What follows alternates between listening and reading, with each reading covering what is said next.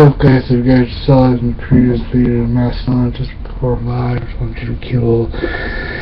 If you guys just saw it, I teased it last night, put a little tiny little preview, but today I'd like to review Mastadon's latest album, One More Round. So you guys don't know much about the band Mastadon, and I've seen that Consequence Sound has already put a piece of Mastadon performed live on Jimmy Kimmel, but the band Mastadon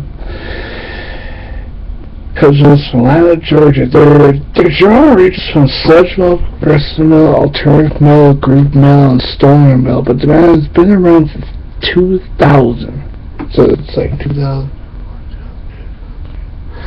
They've been around for quite some time, but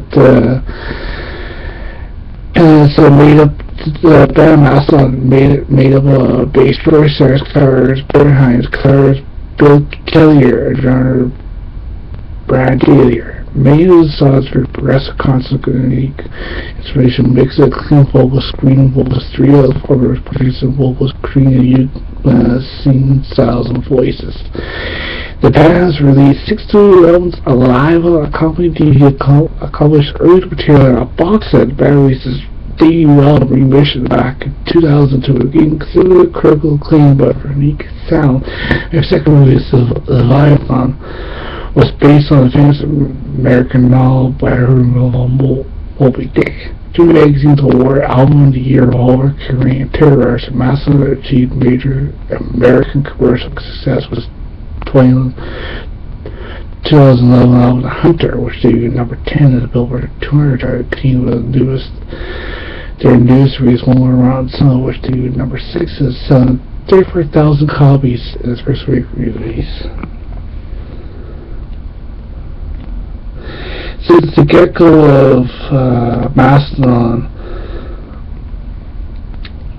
it's garnered much appreciation for social Melvin's Neurosis, Senator Harvard, Stan Lizzie, Charlie the Guy for Mastadon. In an interview in 2009, Keller revealed that the first time Hines attended practice with the band, he shows I was so wasted he couldn't play.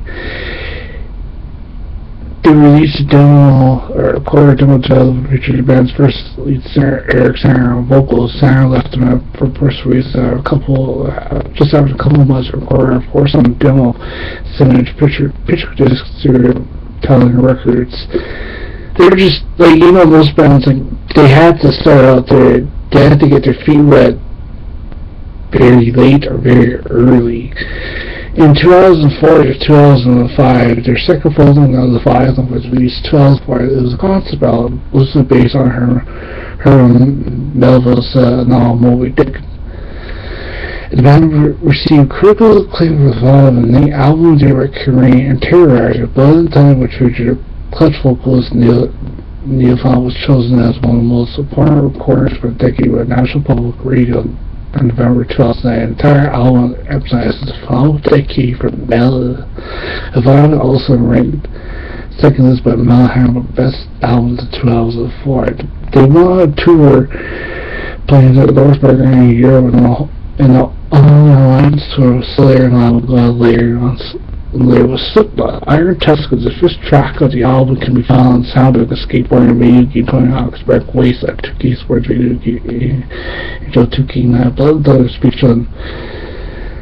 Some of their songs were featured on soundtracks. The vinyl was followed by a 12 release called Mastadon, remastered collection of the band's first nine songs, DVD interviews, concert footage called Workhouse Chronicles. When 2006 came around, they released their third studio album, Blood Mountain,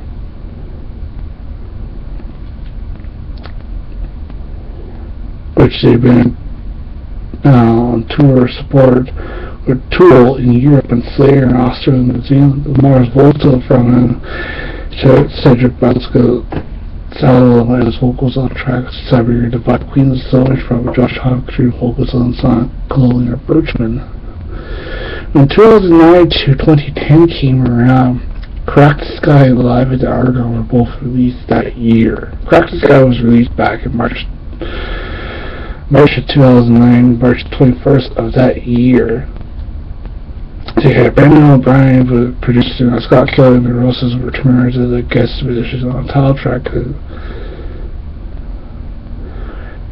When Hunter came out playing the album, it's basically one of the best albums,